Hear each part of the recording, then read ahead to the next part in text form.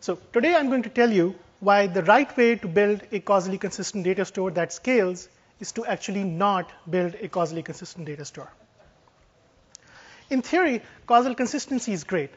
It provides a sweet spot in the fundamental trade-off between higher performance and stronger guarantees that anybody who has designed a replicated data store has faced.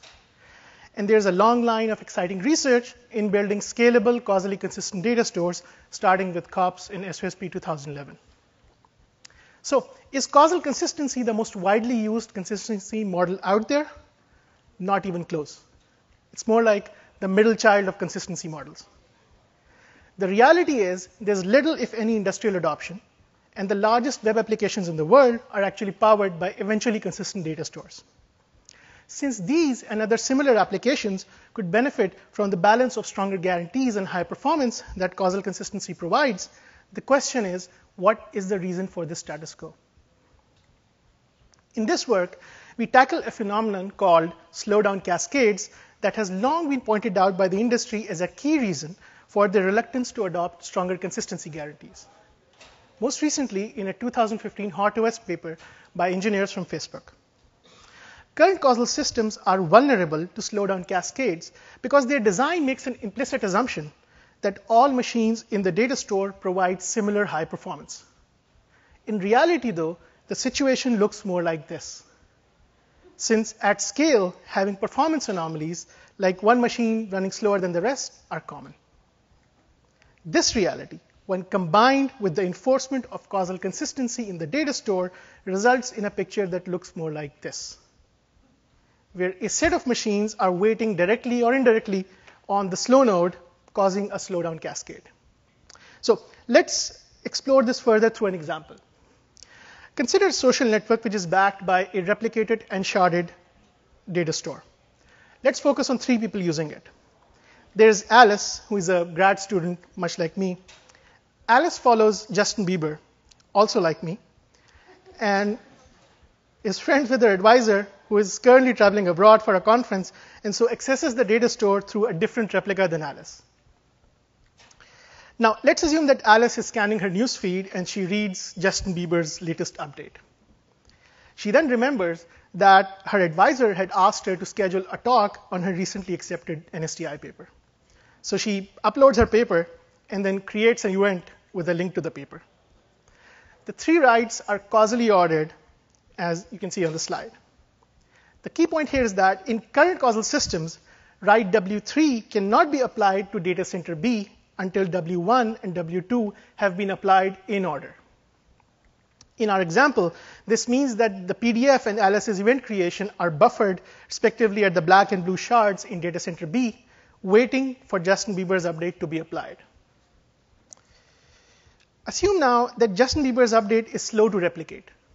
This is possible, for instance, if the red shard is receiving abnormally high traffic.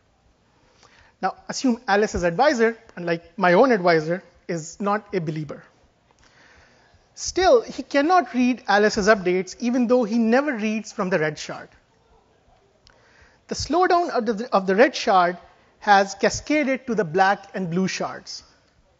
The key point here is that slowdown cascades affect all previous causal systems because they enforce consistency inside the data store.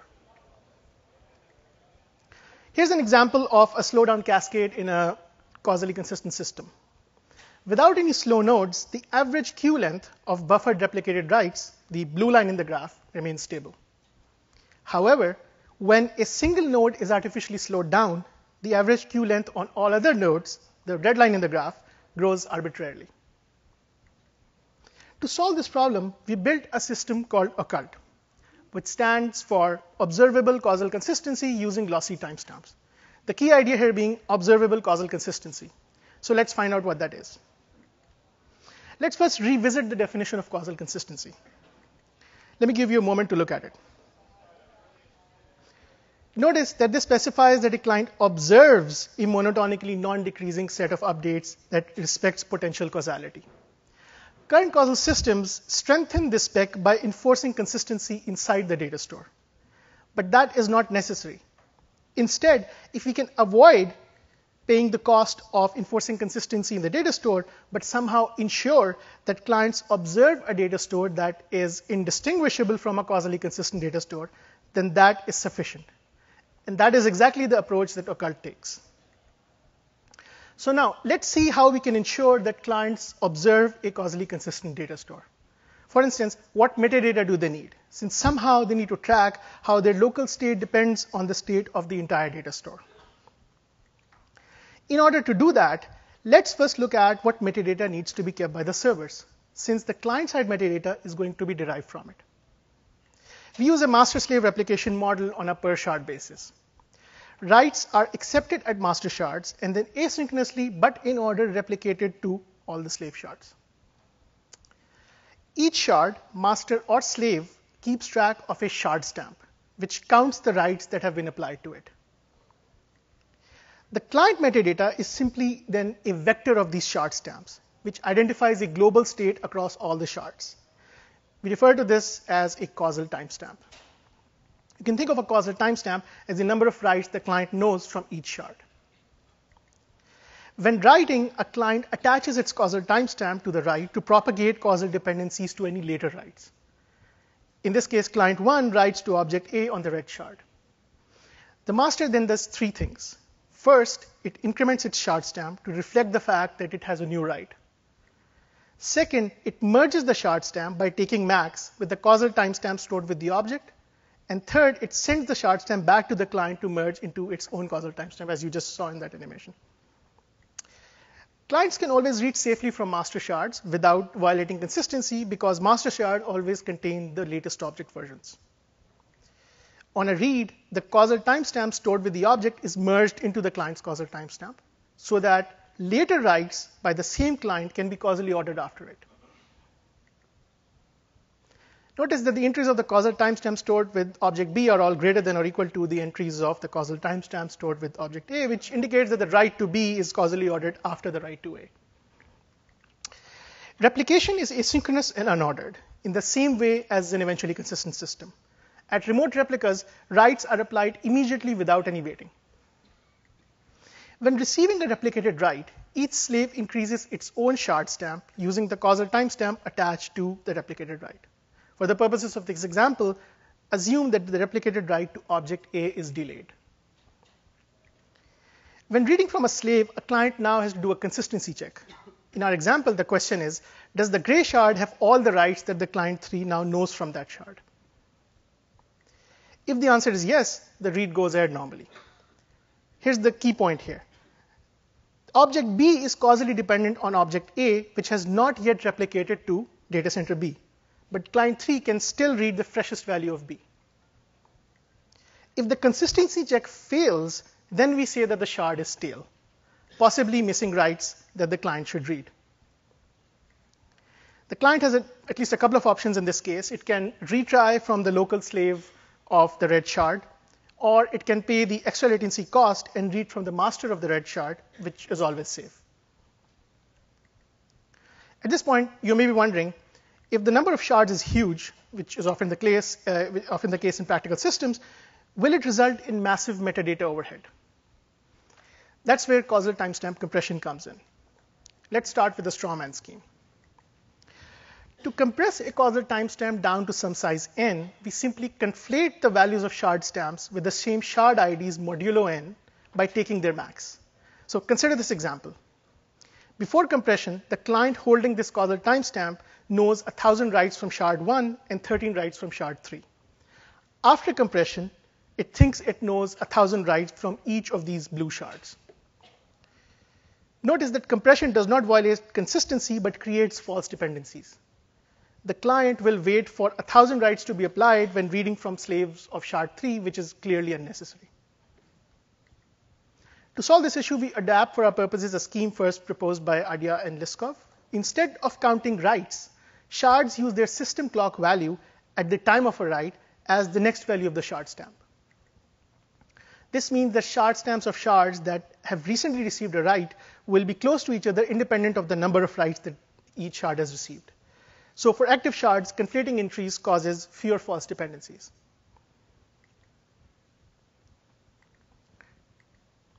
We still have a problem, though, that shards with relatively far apart shard stamps can be arbitrarily conflated because we are using modular arithmetic. To resolve this issue, we use the insight that recent shard stamps are more likely to create false dependencies than older ones. So we focus the resolution of our causal timestamp on storing exact values of only the most recent shard stamps, resulting in a causal timestamp that looks like this. All dependencies other than the n-1 most recent dependencies are conflated into a single catch-all shard stamp by taking max. Using this technique, along with the use of the system clock value for incrementing shard stamp that I just discussed earlier, false dependencies were reduced in our experiments to around 0.01% of all reads, using just 4 shard stamps for a system with over 16,000 logical shards. All right, now for my favorite part of the paper. Occult is the first causal system to support general-purpose transactions. And what's really cool is that we support them while continuing to avoid slowdown cascades. So bear with me for a couple of text slides as we briefly sketch transactions, and then we'll look at an example. First, let's identify the properties we want in our system. Obviously, atomicity is a must for any transactional system. Given that we are working in a causal system, we also want our transactions to read from a causally consistent snapshot of previously committed transactions. Finally, we want to be able to preclude concurrent conflicting writes because they're difficult for applications to handle. In keeping with the ethos of the system so far, we want both properties A and B in an observable manner. So similar to the single key protocol, we'll not keep the data store consistent with regards to transactional atomicity or causal ordering of transactions. Instead, it is sufficient for transactions to observe these properties. This is helpful for avoiding slowdown cascades even in a transactional system. So this allows us to develop a protocol that has a couple of nice properties for scalability. First, in contrast to similar systems, there is no need for a centralized timestamp authority for ordering transactions. This prevents unnecessary dependencies, for instance, between unrelated transactions that just happen to commit at the same replica or data center. Instead, we order transactions in a decentralized way using causal timestamps. Second, due to the observable nature of properties A and B, shown on the slide in gray, transactional writes can replicate asynchronously once they commit at the master, like they would in an eventually consistent system. So this leads to a simple 3-phase protocol for transactions which uses optimistic concurrency control. In the read phase, clients read objects from their local or master servers, while writes are buffered at the client. In the validation phase, clients use causal timestamps to validate the 3 properties that we've identified above. And finally, if validation succeeds, then in the commit phase, the transactions write back any buffered writes in an observably atomic way. Now let's look at an example. Alice and her advisor are managing lists of students for 3 courses, each of which is on a different shard. As you can see, list A is empty, and Bob is the only student on list B, while Cal is the only student in list C. Our example will show how Occult, using a single mechanism, enforces both atomicity and reading from a causally consistent snapshot in an observable way. First, Alice needs to add Abe to course A, so she performs a transaction where she reads and then writes to list A. In order to keep things concise, I'm going to skip details of this transaction for now and show you the end result after commit. Note that list A has been updated, and so have the causal timestamps on the red shard. Next, Alice needs to move Bob from course B to course C. As you might imagine, this needs to be done atomically. Alice reads both lists and then writes B as an empty list and C with both Bob and Cal added to it. Remember that writes are buffered at client until commit. So again, to remain focused, I'll skip some details of the validation and assume that it succeeds here. Now here's the key idea. To make the writes of the transaction observably atomic, we are going to make them causally dependent on each other. This is done by assigning the same causal timestamp to all writes at commit, such that this commit causal timestamp reflects the knowledge of all the writes in the transaction. In order to do that, during validation, each shard returns its next proposed shard stamp to the client.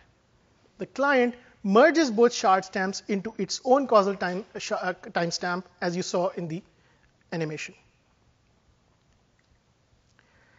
And then the client attaches this causal timestamp as the commit timestamp with these writes. So as you can see, after the commit of transaction T2, the causal timestamp of list B also knows about the write to list C and vice versa. And both of them know about the causally preceding transaction T1.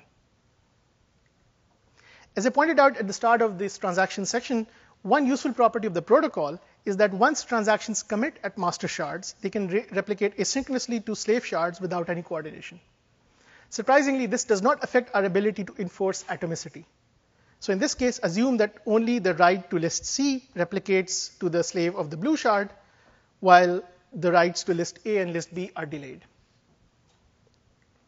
All right, so now let's see how atomicity and reading from a causally consistent snapshot are enforced on the data center B. LS's advisor tries to read the lists in a transaction. So since his causal timestamp knows no writes at the moment, the gray shard is not stale for him. So the read succeeds. As he reads objects, the client constructs a read set containing metadata related to the objects that he has read. This will be used when the transaction is validated. So you can see the read set is now containing metadata for the write to list B. And then again, as he reads list C, it's maintaining the appropriate metadata. Now here's the key point. As you can see, right now, atomicity for transaction T3 is being violated at data center B because Bob is in both lists. When the read set of transaction T3 is validated, the client will detect that list C's causal timestamp knows more writes from the gray shard than were applied to that shard at the time list B was read. This indicates either an ordering or an atomicity violation, and thus the transaction must abort and retry. Finally, transactional ordering violations can also be caught and corrected in the usual way. For instance, if now the professor tries to read list A, then the client can conclude that the red shard is stale. All right, now let's take a step back and return to the protocol. Let's expand this validation phase a little bit. What we've just seen is an example of how validating the read set can be used to verify properties A and B in an observable way. Another part of the validation verifies that concurrent transactions do not make conflicting writes to objects, or in other words, verifying property C. Unfortunately, I don't have the time to go today into the details of this, but it's an interesting part of the protocol and one of the many joys you'll get from reading our paper. All right, now let's see some evaluation. So here's the setup for our evaluation. We implemented Occult by modifying Redis cluster, which also forms our baseline. We evaluate on Cloud Lab across 2 data centers in Wisconsin and South Carolina. We used 20 server machines, each running 4 instances of the server process. We used the Redis default of 16,000 logical shards, which were divided across these 80 server processes. And 16,000 was also the uncompressed length of our causal timestamps. For the results we show here, we use the read-heavy workload of YCSB, which is the Yahoo Cloud Serving Benchmark, using a Zipfian distribution of operations. Finally, the evaluation we show here is intended to demonstrate the cost of providing observable causal consistency in an eventually consistent data store, in our case, Redis cluster. Here we show performance of Occult relative to the baseline measured in terms of raw operations. The x-axis shows increasing number of operations per transaction and is relevant for the line representing the Occult with transactions only.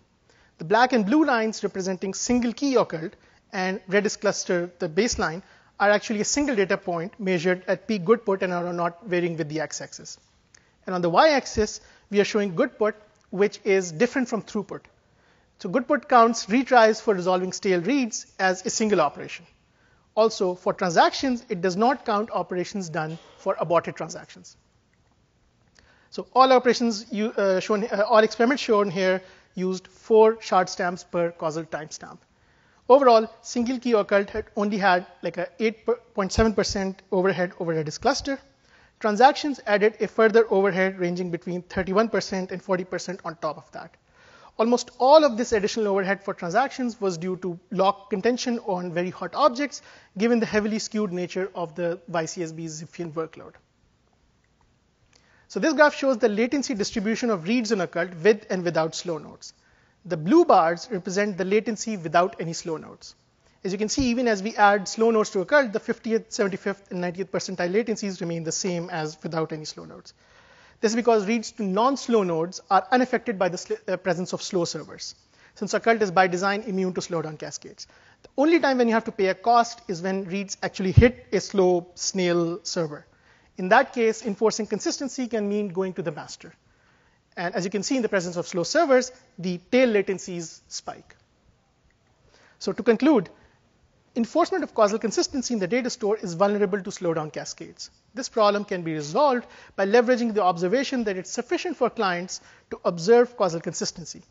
We built a system called Occult that uses lossy timestamps to provide this guarantee. Observable enforcement can be extended to causally consistent transactions as well in a way that avoids slowdown cascades. And finally, a key insight that we use is that transactional atomicity can be observably enforced by making writes causally dependent on each other. Thank you, and you can take questions now.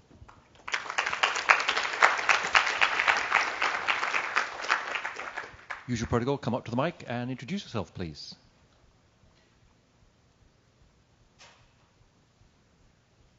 Either that or I ask questions.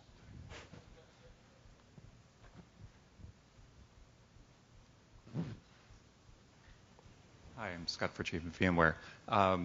So in the compression of the causal clock, if the validation that the client needs to do falls into that catch-all bin, then is your only choice to issue a read to the master to solve the lack of information or the lack of detail in the catch-all? So did you ask about the validation of transactions or just like single key operations? Both, sure. Both. So for single key operations, you have the option of actually doing retries to the local slave because maybe the replication lag, like there's some replication lag and replication can catch up and you can read it from the local server without having to go to the master. So you can retry. In the system, we actually have a hybrid policy where we retry like n number of times where n is configurable, and then with exponentially increasing delays between retries. And then after n tries, we read from the master. Okay. So that's worked pretty well for resolving stale reads in the single key system. For the transactions, when you're doing the validation, we are assuming that like anything that you've read has already been like consumed by the application that you've already shown it to the application. So like if you're validating a transaction and you see that like because of, let's say, that catch-all bin, you find out that the validation fails, then there's no option but to abort the transaction and then retry. So for validation, you can't do do a consistent read again. You've already read the thing, the value. Okay, thank you. So if you have something like TrueTime, which yes. gives you extremely accurate system clocks across a large space, what would you do differently? So if I had TrueTime, then I guess you would be able to compress the size of the causal timestamps even more. Like maybe you might need just a single timestamp per data center, like or you would be able to reduce the metadata overhead, I think. What do you do about buggy clients? What do you mean by like? Ones with errors in the code that don't conform to the thing that you'd like them to do. So we don't explicitly currently solve for buggy clients right now. I mean, are you asking in the sense that they can do something that would violate So you have an interesting protocol here, spread across the clients for correctness. What could possibly go wrong? That your client actually, because the clients are being responsible for tracking consistency, somehow they do something that actually violates that. So that's true, but you could also have like buggy server code that does that. So I mean, the solution is maybe to not write buggy code. Okay, thank you. Thank you.